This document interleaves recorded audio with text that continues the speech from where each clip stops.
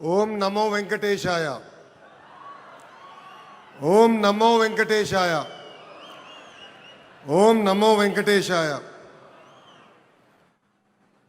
గౌరవ ముఖ్యమంత్రి శ్రీ నారా చంద్రబాబు నాయుడు గారికి, సినిమాలో పవర్ స్టార్, రాజకీయాల్లో జనసేనాని, ఎక్కడ తగ్గాలో తెలుసు, ఎక్కడ నెగ్గాలో కూడా తెలుసు.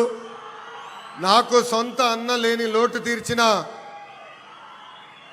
నా పవనన్నకి, బీజేపీ రాష్ట్ర అధ్యక్షులు మాధవ్ గారికి, Telugu Desam party, Bharatiya Janata party, Janasena party శాసనసభ్యులకు, ఎంపీలకు, కార్యకర్తలకు, ప్రజలందరికీ నా హృదయపూర్వక నమస్కారాలు.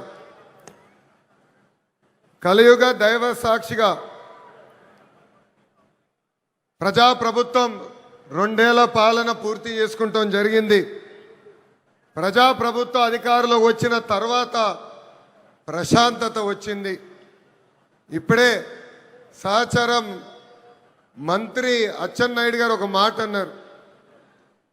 ప్రజాప్రభుత్వం వచ్చిన 2 ఏళ్లలోనే ప్రజలకి స్వాతంత్రం వచ్చిందని. మనందరం చూస్తున్నాం. జేసీబీలు లేవు, దాడులు లేవు, హత్యలు లేవు, అంతెందుకు బూతులు కూడా లేవు. ఈరోజు నాకు ఇప్పుడు కూడా బాగా గుర్తు, యువగలం పాదయాత్రలో ఇదే చంద్రగిరి గడ్డపై మీటింగ్ పెట్టా. ఆనాడే చెప్పా, వెంకటేశ్వర స్వామి జోలికి వెళ్ళొద్దు, మాడి మసైపోతామని ఆనాడి ముఖ్యమంత్రికి నేను హెచ్చరిక జారీ చేశా. కానీ నా మాట ఇన్లా, దేవుడితో పెట్టుకున్నారు. ఇప్పుడు వాళ్ళ పరిస్థితి ఏంటో ప్రజలందరూ ఒక్కసారి ఆలోచించాలి. విశ్వవిఖ్యాత నడ సార్వభౌమ స్వర్గశ్రీ నందమూరి తారక రామారావు గారికి సీమ అంటే చాలా ప్రేమ. ఆనాడు కరువు వస్తే జోలు పట్టుకుని సీమ ప్రజల్ని ఆదుకున్న వ్యక్తి ఎన్టీఆర్. అంతేకాదు, తెలుగు గంగా గాలేరు నగర్ని ప్రాజెక్ట్ని తయారు చేసింది ఎన్టీఆర్. మహిళలకి ప్రత్యేకంగా విశ్వవిద్యాలయం ఏర్పాటు చేసింది ఎన్టీఆర్. నిత్యం అన్నదానం కూడా ప్రారంభించింది ఎన్టీఆర్. ఇప్పుడున్న రాజకీయాల్లో విరాట్ కోహ్లీ మన చంద్రబాబు నాయుడు గారు. అవతల వైపు బౌలర్లు మాడుతూ ఉంటారు, కానీ బ్యాట్స్మెన్ ఓన్లీ వన్, అది మన చంద్రబాబు నాయుడు గారు.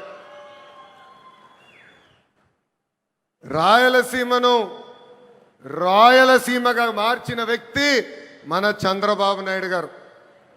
ఎవరికి తెలియని సమయంలో బిందు సైద్యం పరిచయం చేసి ఏకంగా రాయలసీమలో రత్నాలు పండే విధంగా చేసిన వ్యక్తి మన సిబిఎన్.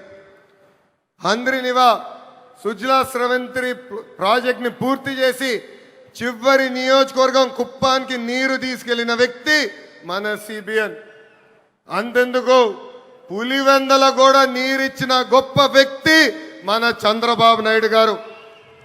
ఇప్పుడు ఏకంగా 1,00,000 కోట్ల పెట్టుబడితో మిషన్ రాయలసీమ కూడా ప్రారంభించబోయే వ్యక్తి మన ముఖ్యమంత్రి చంద్రబాబు నాయుడు గారు. 2019 నుంచి 24 వరకు గొడ్డలి పార్టీ అరాచక పాలన మనందరం చూసాం. వాళ్ళ చెల్లికి అన్యాయం చేయొద్దని అడిగిన బీసీ బిడ్డ అమర్నాథ్ గౌడ్ పైన పెట్రోల్ పోసి ఎలా తగలబెట్టారో మన కల్లారా చూసాం. ఒక మాస్క్ అడిగినందుకు ఒక దళిత డాక్టర్ సుబ్రహ్మణ్యాన్ని పిచ్చోడు చేసి ఎలా చంపేశారో ప్రజలందరూ చూశారు. సొంత డ్రైవర్ సుబ్రహ్మణ్యాన్ని ఏకంగా గంజాయి మత్తులో చంపేసిన వాళ్ళ ఎమ్మెల్సీని మనందరం చూసాం. నంద్యాల నియోజకవర్గంలో ఒక మైనారిటీ కుటుంబాన్ని వేధిస్తున్నారు, ఈ వేధింపులు మేము తట్టుకోలేమని ఆత్మహత్య చేసుకునే పరిస్థితి మనందరం చూసాం. వైకాపా నాయకుల కూతురు కన్నా వాళ్ళ కూతురికి ఎక్కువ మార్కులు వస్తున్నాయని ఆ కుటుంబాన్ని వేధిస్తే, ఆ వేధింపులు నేను చూడలేను, తట్టుకోలేనని ఆత్మహత్య చేసుకున్న మిస్బాని మనందరం చూస్తాం కూడా జరిగింది. ఆనాడు అన్నారు తెలుగుదేశం పార్టీ జెండా లేకుండా చేస్తామన్నారు. ప్రజలే ఈరోజు వాళ్ళ జెండా పీకేస్తాం జరిగింది. వై నాట్ 175 అని చెప్తే ఏకంగా టీమ్ 11 ప్రజలు వాళ్ళకి తీర్పిస్తాం కూడా జరిగింది. సిద్ధమంటే యుద్ధానికి రెడ్డి అని తీర్పిచ్చింది ఆంధ్ర రాష్ట్ర ప్రజలు. అసెంబ్లీలో అడుగుపెట్టనయో అన్నారు. ఏకంగా ప్యాలెస్ గోడలు బద్దలు కొట్టి చంద్రబాబు నాయుడు గారిని ముఖ్యమంత్రి చేసిన ఘనత మా పసుపు సైన్యాంది. ఇప్పుడు రపరప అంటున్నారు. రపరప అంటే చూస్తూ మేము ఊరుకోం. ఎర్ర బుక్కు దాని పని చేసుకుంటూ వెళ్తుందని ఈ సభాముఖంగా ఆ కుర్ర బ్యాచ్కి నేను హెచ్చరిక జారీ చేస్తున్నా. ప్రజాప్రభుత్వం 2 ఏళ్ల పాలనలో సుపరిపాలన అందించాం. అన్ని చేశామని కాలు రెగరేసుకుని మేము తిరగట్లేదు.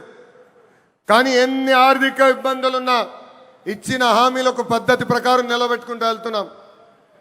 ఎవరు ఊహించిన విధంగా అధికారంలోకి వచ్చిన వెంటనే 4,000 రూపాయలు వృద్ధులకి పెన్షన్ ఇస్తున్నాం. వికలాంగులకి 6,000 రూపాయలు బెడ్కే పరిమితం అవుతే 15,000 రూపాయలు పెన్షన్ ఇస్తున్న ఏకైక ప్రభుత్వం ఆంధ్ర రాష్ట్రంలో ఉన్న ఎన్డీఏ ప్రభుత్వం. అంతేకాదు మూసేసిన అన్న క్యాంటీన్లు తిరిగి ప్రారంభించాం. డిఎస్సి ద్వారా 16,000 టీచర్ పోస్టులు భర్తీ చేశాం. 6,000 కానిస్టేబుల్ పోస్టులు భర్తీ చేశాం. ఏకంగా మన జాబ్ క్యాలెండర్ విడుదల చేసి సంవత్సరం పూర్తయ్యే లోపల 10,000 ఉద్యోగాలు కూడా భర్తీ చేసే బాధ్యత ఎన్డీఏ ప్రభుత్వం తీసుకుంటుంది. ఏకంగా చేనేత సోదరులకి హ్యాండ్లూమ్ ఉంటే 200 యూనిట్ల కరెంట్ ఉచితంగా ఇస్తున్నాం. పవర్ లూమ్ ఉంటే 500 యూనిట్ల కరెంట్ ఉచితంగా ఇస్తున్నాం. ఆటో డ్రైవర్ల సేవలో ఆదుకున్నాం. మత్స్యకారుల సేవలో మత్స్యకారులను ఆదుకున్నాం. స్త్రీ శక్తి పేరుతో మహిళలకి బస్సులో ఉచితంగా ప్రయాణించే హక్కు కూడా ప్రజాప్రభుత్వం కల్పించింది. దీపం పథకం ద్వారా ఉచితంగా గ్యాస్ సిలిండర్లు కూడా మా తెలుగింటి ఆడబడుచులకి పంపిస్తాం కూడా జరుగుతుంది. ప్రజాప్రభుత్వం నినాదం ఒకటే, ఒకే రాష్ట్రం ఒకే రాజధాని కానీ అభివృద్ధి వికేంద్రీకరణ. ఇప్పుడే మాధవ్ గారు చెప్పినట్లు భారతదేశంలో 100 రూపాయలు పెట్టుబడులు వస్తే దాంట్లో 25 రూపాయలు ఆంధ్ర రాష్ట్రాన్ని ఎత్తుకుంటూ వస్తుంది. ప్రజలందరూ ఒక్కసారి ఆలోచించాలి. గూగుల్ ఆర్సిలర్ మిత్తల్ ఉత్తరాంధ్రకి తీసుకెళ్ళాం. రాజధాని క్వాంటమ్ కోస్తాంధ్రకి తీసుకొచ్చాం. ఏకంగా ఫైటర్ జెట్లు రాయల్ ఎన్ఫీల్డ్ ఈరోజు రాయలసీమకి తీసుకొచ్చిన ఘనత ఒక ఎన్డీఏ ప్రభుత్వాన్ని. మనది గొడ్డలి, మనది గూగుల్, వాళ్ళది గొడ్డలి. మంది ఫైటర్ జెట్, వాళ్ళది ఫ్యాక్షన్. మంది కియా, వాళ్ళది కిడ్నాప్. మంది క్రెడిబిలిటీ, వాళ్ళది క్రిమినాలిటీ. మంది డెవలప్మెంట్, వాళ్ళది డిస్ట్రక్షన్. మంది బుల్లెట్ అవుతే వాళ్ళది బూతులు. మనం మహిళలకి 33% రిజర్వేషన్ ఇస్తే ఏకంగా తల్లిని చెల్లిని మెడబట్టి బయటికి గంటేసిన చరిత్ర ఆ గొడ్డలి పార్టీది. ప్రజలందరూ ఒక్కసారి ఆలోచించాలి. జగన్ ఆయన పేరులో జీ చూసి జెన్జీ అనుకుంటున్నాడు. జగన్ పేరులో ఉన్న జీ గొడ్డలి. అందుకే ఆ పార్టీకి గొడ్డలి పార్టీ అని ఈరోజు పేరు పెడతాం జరిగింది. జగన్కి సిసిడి జబ్బు ఉందండి. సిసిడి అంటే ఏంటో తెలుసా? క్రెడిట్ చోరీ జబ్బు, క్రెడిట్ చోరీ డిసార్డర్. ఏకంగా పేపర్లో వార్తలు వచ్చినాయి, ఆంధ్ర రాష్ట్రానికి ఆర్సిలర్ మిత్తల్ ప్రాజెక్ట్ వస్తుందని. ఆయన ప్రెస్ మీట్ పెట్టి ప్రాజెక్ట్ రావట్లేదు, పక్క రాష్ట్రానికి వెళ్తుందని చెప్పారు. గౌరవ ముఖ్యమంత్రి గారు, ఉప ముఖ్యమంత్రి గారు ఆ ప్రాజెక్ట్కి శంకుస్థాపన వేస్తే లేదు నేనే ఆ ప్రాజెక్ట్ని తీసుకొచ్చానని ప్రెస్ మీట్లో చెప్పే పరిస్థితి మనందరం చూసాం. ఇంతేకాదు ప్రపంచం మొత్తం తిరిగి పెద్ద ఎత్తున గూగుల్ని మన రాష్ట్రానికి తీసుకొస్తే వాళ్ళు అడ్డుపడ్డారు, కోర్టులో కేసేశారు. కానీ ఇప్పుడు ప్రెస్ ముందరికి వచ్చి మా వల్లనే గూగుల్ ప్రాజెక్ట్ వచ్చిందని చెప్పుకునే పరిస్థితి. ఇంకా కొన్ని సంవత్సరాలు పోతే ఆగస్ట్ 15 నాడు భారతదేశానికి స్వాతంత్రం తీసుకొచ్చింది మా తాత అని చెప్పుకునే పరిస్థితికి సిసిడి జగన్ వస్తాడు. జగన్ కొన్ని కంపెనీలు తీసుకొచ్చాడు. ఆ కంపెనీ పేర్లు మనందరం మర్చిపోయాం. ప్రజలందరూ ఒక్కసారి గుర్తు చేయాలనుకుంటున్నా. ఆ కంపెనీ పేర్లు Andhra gold, president medal, gold medal. అలాంటి కంపెనీలు తీసుకొచ్చిన చరిత్ర ఆ పార్టీది. Google, ఆసిలర్ Mittal, royal Enfield, fighter jet తయారు చేసిన పరిశ్రమలు తీసుకొచ్చిన చరిత్ర మా ఎన్డీఏ ప్రభుత్వాన్ని. చిన్నప్పుడు 10th క్లాస్ పేపర్ లీక్లో టీచర్లు జగన్ని చితకబాదారంట. అందుకే టీచర్లు చూస్తే ఆయన చాలా కోపం, కక్ష. అధికారంలో ఉన్నప్పుడు మద్యం షాపుల ముందల కాపులాగా నిలబెట్టారు ఆయన టీచర్ని. ఏకంగా మనం డిఎస్సి విడుదల చేస్తే 226 కేసులు ఆ డిఎస్సి పైన వేశారు. ఎవరు ఊహించిన విధంగా 150 రోజుల్లో 16,347 పోస్టులు భర్తీ చేసిన ఘనత మన ఎన్డీఏ ప్రభుత్వాన్ని. నిన్న ప్రెస్ మీట్ నేను చూసా. జగన్ నన్ను ప్రశ్నించట్లేదు, గౌరవ ముఖ్యమంత్రి చంద్రబాబు నాయుడు గారిని ప్రశ్నించట్లేదు, ఆంధ్ర రాష్ట్ర ప్రభుత్వాన్ని ప్రశ్నించట్లేదు. రాజ్యాంగం రాసిన అంబేద్కర్ గారిని ప్రశ్నిస్తున్నారు, రిజర్వేషన్ని ప్రశ్నిస్తున్నారు, రాజ్యాంగాన్ని ప్రశ్నిస్తున్నారు. అందుకే ఈ సభాముఖంగా జగన్కి నేను హెచ్చరిక జారీ చేస్తున్నా. మీరు ఎన్ని జన్మలు ఎత్తినా డిఎస్సి పూర్తి చేసి ఇచ్చిన హామీ నిలబెట్టుకున్న ఘనత మాది. మళ్ళీ డిఎస్సి నిర్వహిస్తాం. నిరుద్యోగ యువకులకి పెద్ద ఎత్తున ఉద్యోగాలు కల్పించే బాధ్యత ప్రజా ప్రభుత్వం తీసుకుంటుంది. ఈ జగన్కి కనీసం దేశభక్తి అన్న కూడా లేదు. మేమందరం పోరాడి పెద్ద ఎత్తున సాగర్ డిఫెన్స్ అన్న పరిశ్రమని ఆంధ్ర రాష్ట్రానికి తీసుకొచ్చాం. వాళ్ళు ఏకంగా భారతదేశం డిఫెన్స్ కోసం బోట్లు తయారు చేసే పరిశ్రమ. కావల్లో కనీసం 1000 మంది మత్స్యకారుల పిల్లలకి ఉద్యోగాలు ఇచ్చే పరిశ్రమను మేము తీసుకొస్తే ఏకంగా వాళ్ళపైన ఆరోపణలు చేసి ఆ పరిశ్రమను కూడా తిప్పి పంపించాలని ప్రయత్నించారు. ఇప్పుడు విశాఖ ఉక్కు పైన కూడా మాట్లాడుతున్నారు. 2 సార్లు విశాఖ ఉక్కు సంక్షోభంలో పడితే ఆ ఉక్కు ఫ్యాక్టరీని కాపాడిన ఘనత, చరిత్ర ఒక ఎన్డీఏ ప్రభుత్వాన్ని. ఆనాడు ప్రధానిగా నరేంద్ర మోడీ గారు, ముఖ్యమంత్రిగా చంద్రబాబు నాయుడు గారు ఇద్దరు కలిసికట్టుగా పోరాడి విశాఖ ఉక్కుని ఒక్కసారి కాపాడారు. దాని ముందల వాజ్పేయి గారు ప్రధానమంత్రిగా ఉన్నప్పుడు, చంద్రబాబు నాయుడు గారు ముఖ్యమంత్రిగా ఉన్నప్పుడే మళ్ళీ విశాఖ ఉక్కుని మనం కాపాడుకుంటాం జరిగింది. మన విశాఖ ఉక్కులో ఒక యాక్సిడెంట్ జరిగింది. 9 మంది కార్మికులు చనిపోయారు. యాక్సిడెంట్ జరిగిన 3 గంటల్లో హోంమంత్రి గారు అక్కడికి వెళ్ళారు. 6 గంటల్లో కేంద్ర ఉక్కు శాఖ మార్చులు వచ్చారు. 12 గంటల లోపల ఏకంగా గౌరవ ఉప ముఖ్యమంత్రి గారు, నేను కూడా వెళ్తాం జరిగింది. అక్కడ కార్మికులు కలిసాం, చనిపోయిన కుటుంబాలని పరామర్శించాం. వాళ్ళకి ఒకటే హామీ ఇచ్చాం, కేవలం డబ్బులు ఇచ్చి చేతులు దులుపుకునేదానికి రాలేదు, శాశ్వతంగా మీ కుటుంబానికి అండగా నిలబడడానికి మేము వచ్చామని చెప్పాం. ఫుల్ టైం ఎంప్లాయీస్కి ఇప్పుడు ఏకంగా 2 కోట్ల రూపాయలు ఆ కుటుంబాలకి ఆదుకుంటాం జరిగింది. కాంట్రాక్ట్ ఉద్యోగస్తులు ఎవరైతే చనిపోయారో ఆ కుటుంబానికి 1 కోటి రూపాయలు ఇచ్చి ఈరోజు ఎన్డీఏ ప్రభుత్వం ఆదుకుంటుంది.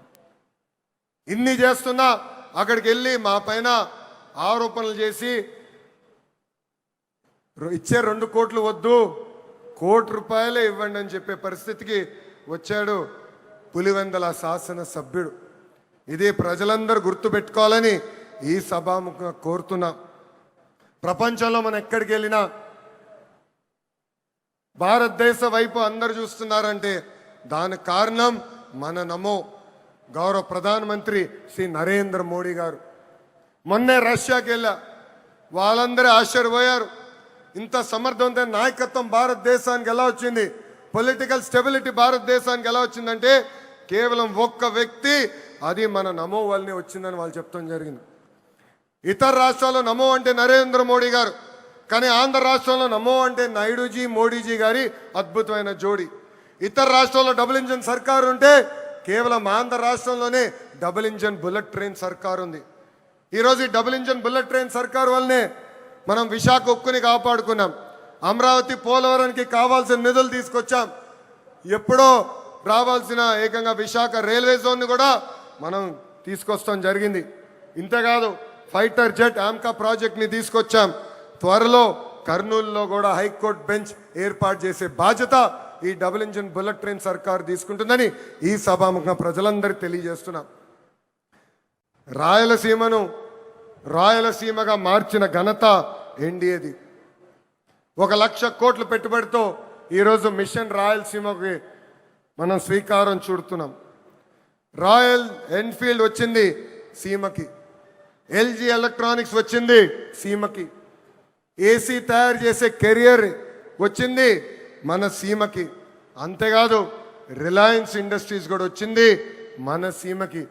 That is the commitment of NDA government for Rayalaseema అని ఈ సభాముఖంగా తెలియజేస్తున్నాం. తెలుగు